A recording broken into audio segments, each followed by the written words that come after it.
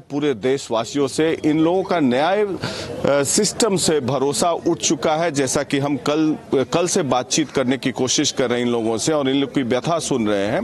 न्याय प्रणाली से इनका भरोसा जो है उठ चुका है और जिस तरीके से चक्कर काटने पड़े अतुल सुभाष को और मजबूर होना पड़ा खुदकुशी करने के लिए, ये वो कहानी है जो कि पूरे देश के लोगों को जानना चाहिए और उस पर जो सिस्टम में बैठे लोग हैं उनको आगे की कार्रवाई करनी चाहिए कि लेट लतीफी से कैसे किसी का भरोसा उठ जाता है और अपनी जान दे देता है। हमारे साथ मौजूद हैं पवन मोदी जी, पहले इनसे बात करेंगे, उसके बाद फिर विकास जी से बात करेंगे। पवन मोदी जी, कल से मैं देख रहा हूं, आपकी पत्नी भी आई, कल एयरपोर्ट पर जो देखा हमने बेहोश हो गई, बड़ा हृदय विदारक था। और अतुल सुभाष जी ने जिस तरीके से अपनी जान ले ली, क्या आपको अंदाजा था कि ऐसा हो सकता है और ऐसा क्यों हुआ, आपको क्या लगता है? मुझे ऐसा नहीं लगता था कि ऐसा होगा, लेकिन मेरा लड़का भीतर भीतर घुट रहा था। इस न्याय प्रणाली से इतना टूट चुका था, वहाँ के भ्रष्टाचार को देख के, वहाँ की सिस्टम को देख के, कि उसको ऐसा फैसला लेना पड़ा। इसलिए वो 2-3 महीना पहले से इस बात को सोच लिया था कि मुझे आवाज़ उठाना है और कैसे आवाज़ उठाना है। जैसे भगत सिंह ने शहीद होकर के पूरे राष्ट्र को जगाया और आज़ादी मिली, उसी तरीके से उसने भी अपने आप को फांसी पर चढ़ा के राष्ट्र को एक संदेश दिया है। नरेंद्र मोदी जी को संदेश दिया है, नीतीश जी को संदेश दिया है, लालू जी को संदेश दिया है कि इस न्याय प्रणाली पर सवाल उठाते हुए हम परिवार का कम से कम ध्यान रखते हुए इस पर ध्यान दे और इस व्यवस्था को सही करे। मेरा पोता है, मैं न्याय से मैं यही मांगता हूँ कि हमारे परिवार पर आज भी 498 का मुकदमा जौनपुर में चल रहा है, जिसमें मेरे सीनियर वकील है विजय कुमार श्रीवास्तव और श्री सुशील यादव जी और एडवोकेट, आपको क्या कहते हैं उनका नाम मैं भूल रहा हूँ, अवधेश तिवारी जी, ये 3 हमारे सीनियर वकील हैं। वहाँ पर गलत आदेश, गलत आपको मीडिया के सामने में एक वकील आके कहते कि मेरा जूनियर इसको देख रहा था, कोई बात नहीं थी। 20 से 40 हजार रुपया मीडिएशन का फिक्स हुआ तो कोई बात नहीं थी। आप जाते उसके अपील में, मेरा बेटा तो गया था अपील में। हाई कोर्ट का क्या सिस्टम है, आप लोग इसकी जानकारी लें कि वहाँ का हाई कोर्ट का यही सिस्टम है कि जौनपुर से माने इलाहाबाद जाने की दूरी है 150 किलोमीटर। यदि कोई आदमी अपील में जाता है तो उसको 5,000 से 50,000 तक एक दिन का खर्चा बियर करना पड़ेगा, नहीं तो वो जा ही नहीं सकता है अपील में। क्या सोच के देखिए, गरीब आदमी इस पैसा को दे सकता है जो आप लोगों ने फैमिली से मीडिएट करने की कोशिश की कभी? और जैसा कि मैंने वीडियो में देखा, उन्होंने कहा कि कभी भी फैमिली से बात करें तो वीडियो रिकॉर्डिंग हो, अकेले ना जाए, तरह तरह के आरोप लगाए जा सकते हैं आप लोग पर, तो इस तरह का भी डर था? हम लोग को डर इस बात का था कि हम वो तो कोर्ट में बोलबे किए थे कि 1 करोड़ रुपया दीजिएगा तो हो जाएगा मीडिएशन खत्म। उसके बाद कुछ दिन के बाद वो कही कि जो 3 करोड़ दोगे तब होगा। हम बात करते हैं विकास मोदी जी से भी, जस्टिस इज ड्यू का प्लेकार्ड लेकर रखे, कल से बात कर रहे हैं।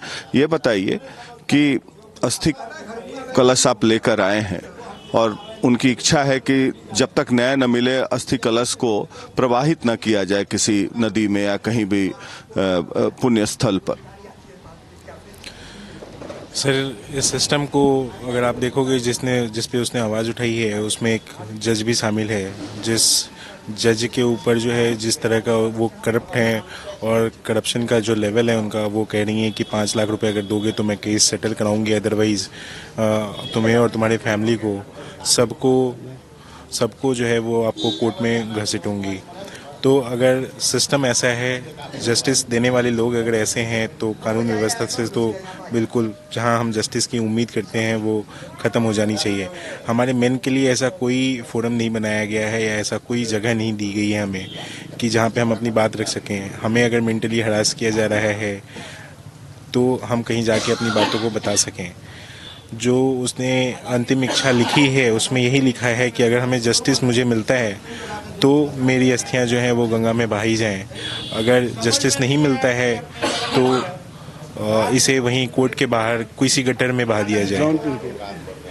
तो अगर सिस्टम ऐसा है तो आप सोच सकते हैं कि उसने किस तरह के हरासमेंट को उसने झेला होगा। जो ये लाइन लिखी होगी उसमें ये बोला हो, उसने लिखा है कि सिस्टम अगर ऐसा ही चलता रह गया तो शायद हो सकता है कि आगे आने वाला जो टाइम है उसमें दूसरा अतुल सुभाष भी बन जाए, तीसरा अतुल सुभाष भी बन जाए और पता नहीं कितने लाख अतुल सुभाष बने। फिर भी अगर ये सिस्टम नहीं जागा तो पता नहीं लोग ये भी सोचेंगे कि शादी करनी चाहिए या नहीं करनी चाहिए। आप लोगों को तो अब बहुत सारे फोन कॉल्स आ रहे होंगे, क्या मदद के लिए भी फोन कॉल्स आ रहे हैं?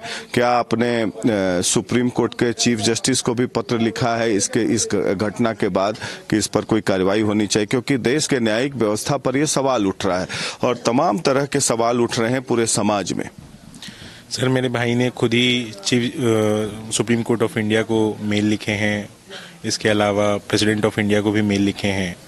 अगर वो लोग इस चीज़ को देख रहे हैं या सुन रहे हैं मीडिया के थ्रू, तो मैं ये सिर्फ सुप्रीम कोर्ट से दरख्वास्त करूंगा कि वो अपने संज्ञान में स्यूमोटो के थ्रू अपने अंदर ये केस ले, या तो कोई कमेटी बिठा के या फिर जैसे भी हो इसके एंड तक जाए, पहचाने कि कैसे करप्शन चल रहा है।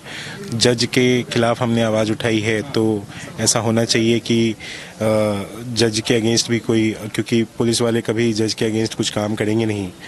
तो मेरा ये मानना है कि इधर कोई कमेटी बना के या जैसे भी हो उसकी भी चीज़ें देखी जाए। मैं तो करप्शन में अगर चीज़ें हैं तो मैं ये मानता हूँ कि जितनी इनकम वो शो करती हैं उससे ज़्यादा उनके पास एसेट्स मिलेंगे, तो इस तरह से भी चीज़ें देखी जानी चाहिए। बाकी सुप्रीम कोर्ट जो है वो ज़्यादा हमारे से ज़्यादा कानून उनके पास उन्हें पता है और जो भी चीज़ें उन्हें ज़्यादा पता है, तो मैं ये मानता हूँ कि वो अपने संज्ञान में ये सारी चीज़ें लें और इसका इन्वेस्टिगेट एंड टू एंड तक जाके करें। और जो भी इसमें जिम्मेदार है उसको कड़ी से कड़ी सजा दी जानी चाहिए। आप लोगों ने एफआईआर किया है कई लोगों के खिलाफ और न्याय के लिए, जैसा कि आप लिखे हुए जस्टिस इज ड्यू, न्याय के लिए आगे की प्रक्रिया आप क्या अपनाएंगे?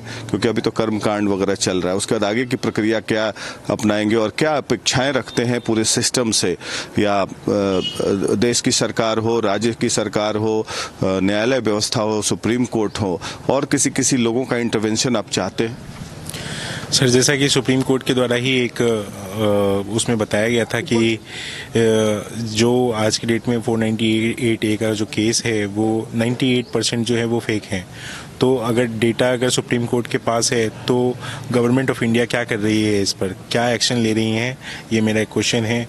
गवर्नमेंट ऑफ इंडिया अगर इस चीज़ पे अगर एक्शन नहीं ले रही है तो शायद हो सकता है आगे आने वाला टाइम जो है वो दूसरा अतुल सुभाष या लाखों अतुल सुभाष बन जाए जिनको सुसाइड करने पे मजबूर होना पड़े। जब से ये निर्भया का जो केस हुआ है तब से जिस तरह से एक्ट में जो चेंजेज हुए हैं उससे इतनी आज़ादी मिल गई है लड़कियों को उस एक्ट का फ़ायदा उठाने का कि वो आज की डेट में वो फेक केसेस फाइल कर रही हैं। मेरे भाई के ऊपर भी आप देखोगे उसने बताया है कितने फेक केसेस उसके ऊपर अलग अलग एक्ट्स के अंदर में फाइल किए हैं। उस एक्ट्स में ऐसे प्रोविजंस हैं कि अगर आपने एक केस को किसी ऑर्डर के द्वारा किसी ने खारिज कर दिया कोर्ट ने, तो टाइम के अकॉर्डिंग आप दोबारा उस केस को फाइल कर सकते हो, दोबारा आपके ऊपर ट्रायल होगा, दोबारा सारी चीज़ें आपको फिर से करनी पड़ेगी। किन के खिलाफ आप कार्रवाई की मांग कर रहे हैं जो एफआईआर किया है? हम जो एफआईआर किए हैं और जो भाई ने मेरे वीडियो बनाई हैं 80 मिनट्स की वो पब्लिक में हैं, और हम ये चाहते हैं कि जितने लोगों को उसने दोषी ठहराए हैं हर के खिलाफ एक्शन हो और हर के खिलाफ जो है वो न्यायिक कार्रवाई की जाए। मैं ये जानना चाहता हूं पवन जी कि ये बताइए कि कानूनी कार्रवाई आप आगे किस प्रक्रिया के रूप में ले जाना चाहते हैं, क्या अपेक्षा रखते हैं? हम तो अपेक्षा रखते हैं कि हमको न्याय मिलना चाहिए और कोई अपेक्षा हमारी नहीं है। जो दोषी है उसको सजा मिलनी चाहिए। लड़ाई को लड़िएगा? हम लड़ेंगे अंतिम किस रूप में? जब तक न्याय नहीं मिलेगा उसकी अस्थि हम विसर्जन नहीं कर पाएंगे। उसकी अंतिम इच्छा को तो हम पूरी करेंगे। उसने तो अमेरिका के राष्ट्रपति को भी मेल लिखा है, वहां से भी इसके पास मीडिया वाले का फोन आया अमेरिका से। भारत में अमेरिका के राष्ट्रपति का क्या काम?